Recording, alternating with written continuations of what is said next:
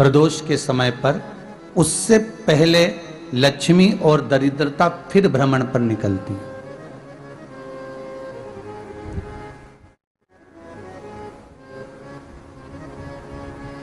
शिव भ्रमण कर कर जब वापिस आ जाते हैं, हिंदू धर्म में पीपल के वृक्ष की जो गणना वराह पुराण में करी गई है, 4 बजे से 7 बजे तक शिव के भ्रमण का समय बताया है शाम को। तो 7 बजे से लेकर फिर रात्रि 9 बजे तक लक्ष्मी और दरिद्रता फिर भ्रमण पर जाती। इनका एक समय निश्चित है महाराज। भ्रमण कर कर आ जाना। अब इस बीच में जब लक्ष्मी और दरिद्रता दोनों निकल कर जा रही हैं, तो दोनों एक भाव रख कर जाती हैं कि आज हमको कहां प्रवेश करना है।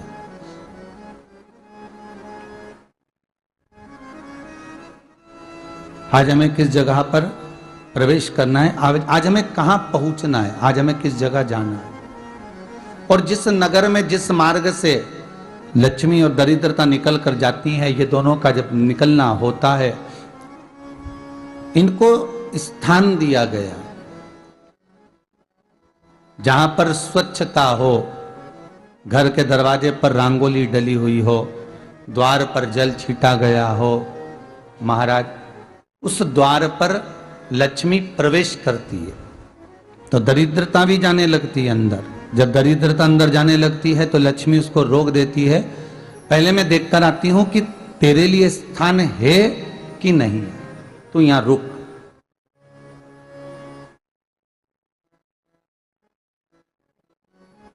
कुछ देर तक दरिद्रता बाहर खड़ी रहती है और लक्ष्मी जी की बड़ी बहन जब दरिद्रता बार बार अंदर जाने का प्रयास करती है तो लक्ष्मी जी कहती हैं, जी तू इतनी बड़ी होकर तुझे मालूम है तू तेरा सम्मान होना चाहिए, आदर होना चाहिए, और तू अंदर चली जाए और कोई तेरा सम्मान ना करे तो कितना बुरा लगेगा, इसलिए तू बाहर खड़ी रहे। मैं अभी आई। अंदर जाती है और जब लक्ष्मी जी भ्रमण कर लेती हैं, अंदर प्रवेश कर कर आती हैं और प्रवेश कर कर आती हैं तो दरिद्रता पूछती है चले अंदर। तो लक्ष्मी जी कहती हैं, तुझे मालूम नहीं है क्या जी कि जिस घर में मैं प्रवेश कर जाती हूं उस घर में फिर दरिद्रता नहीं जा सकती, क्योंकि यह तेरा वचन था, यह तेरा वचन था। अपन दोनों का जब मंगल विवाह हुआ था, मेरा विवाह जब नारायण के साथ में हुआ और तुम्हारा विवाह जब दुस्साह मुनि के साथ हुआ, दरिद्रता का विवाह दुस्साह मुनि के साथ हुआ। जब अपना दोनों का विवाह हुआ था तो अपन दोनों ने एक वादा करा था कि जिस घर में लक्ष्मी प्रवेश कर जाएगी उस दिन फिर दरिद्रता नहीं जाएगी, और जिस घर में दरिद्रता प्रवेश कर जाएगी उस घर में फिर लक्ष्मी नहीं जाएगी। अब जब मैं अंदर देख कर आ गई हूं तो तू अंदर नहीं जा सकती, अर्थात लक्ष्मी के चरण जिस घर में पड़ गए उस घर में फिर दरिद्रता प्रवेश नहीं कर रही। चलते चलते फिर दरिद्रता ने देखा और लक्ष्मी जी इसको लेकर गई और लक्ष्मी जी ने देखा कि इसके दरवाजे पर जल नहीं छीटा गया, इसके दरवाजे पर ना रंगोली डली है, इसका द्वार साफ नहीं हुआ है, इसके द्वार पर दीप नहीं है, इसके द्वार पर कलश नहीं है, इसके दरवाजे पर ढेर सारा कचरा पड़ा हुआ है, कोई स्वान कोई कुत्ता गंदगी भी कर कर चला गया है, कहीं बिल्ली ने गंदगी कर रखी है, कहीं जीवों ने कुछ गंदा गिरा रखा है। तो फिर लक्ष्मी जी कहती है, जी अब मैं होकर आ गई थी ना, अब तू जा, तू होकर आ। और दरिद्रता प्रवेश करती है तो अंदर जाकर क्या देखती है दरिद्रता कि इतनी सवेरे से मैं घूमने इनके दरवाजे पर आई और ये तो सब चादर तान के चकाचक गुर्राटा भर भर कर सो रहे हैं। तो दरिद्रता कह देती है, तुम्हारा भाग्य ही बेकार है, तुम्हें क्या करूं, तुम ऐसे ही सोते रहो। और दरिद्रता गुस्से में बाहर निकल कर आती है, लक्ष्मी से कहती है, लक्ष्मी तू इसके घर में जाना ही मत ही। तो दरिद्रता को कहती है, जी तेरी बात नहीं मानूंगी क्या मैं? लक्ष्मी जी बोली, मैं तेरी बात नहीं मानूंगी, बिल्कुल नहीं जाऊंगी इसके घर में, तू चिंता मत कर, चल आगे चले। फिर आगे बढ़े। ये लक्ष्मी और दरिद्रता का प्रवेश है। आपके घर का द्वार आपके घर का दरवाजा। फिर निवेदन करूंगा एक बहुत सुंदर बात, हमें महाराष्ट्र से सीखना चाहिए, हमें साउथ से सीखना चाहिए, दक्षिण से। जिस समय पर भक्ति देवी यमुना जी के घाट पर रो रही थी अपने पुत्र ज्ञान और वैराग्य को गोदी में लेकर, समय देव ऋषि नारद ने एक प्रश्न किया था कि तुम कहां पर पोषित हुई हो, तुम्हें ऊर्जा कहां से प्राप्त हुई? तो कहा मैं गुजरात से तो चली हूं।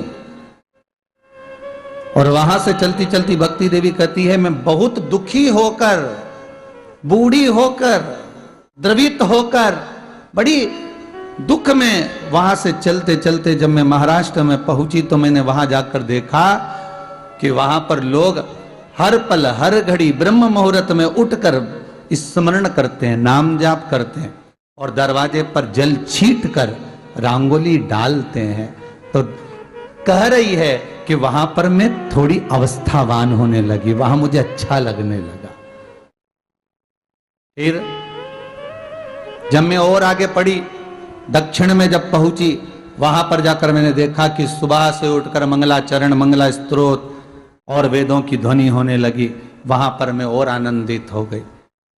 हमें कुछ चीजें महाराष्ट्र से सीखना चाहिए कि वहां रहने वाले जो भगत हैं, वारकरी संप्रदाय के जो भक्त होते हैं, वैष्णव जो धर्म के भक्त होते हैं, उनका नियम है सवेरे के समय घर में पानी है कि नहीं है, पर जब भी वो घर का दरवाजे के बाहर थोड़ा ना थोड़ा पानी तो छींट ही देते हैं। और छींटने के बाद फिर वहां पर अपने यहाँ तो दिवाली पे रंगोली बनती है जी, और वहां पर रोज की रंगोली बन जाती है कि कभी हो सकता है परमात्मा राह भूल कर हमारे घर में प्रवेश कर जाए, इसलिए वहां प्रतिदिन की रंगोली, प्रतिदिन।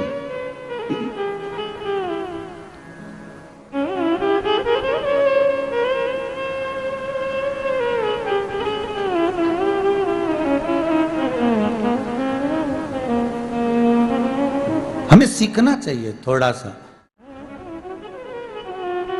आज के जमाने में तो बहू अपने कमरे की झाड़ू लगा ले, वो ही बहुत बड़ी बात है। हो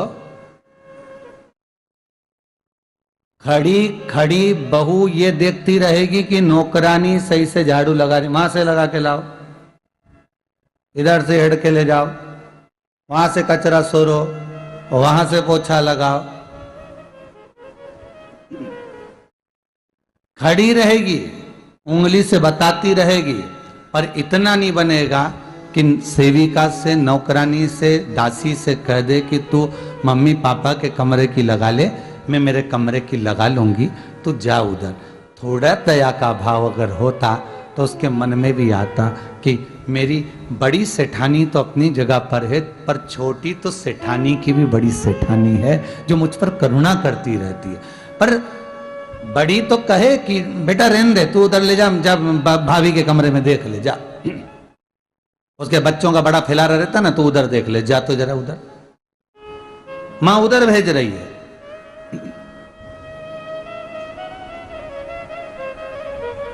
थोड़ा सेवा का भाव हमारे भीतर हो।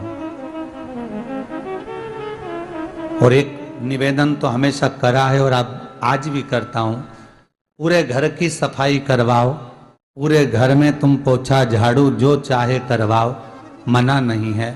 पर एक निवेदन है, रसोई घर के अंदर बहू और बेटी ही जाकर भोजन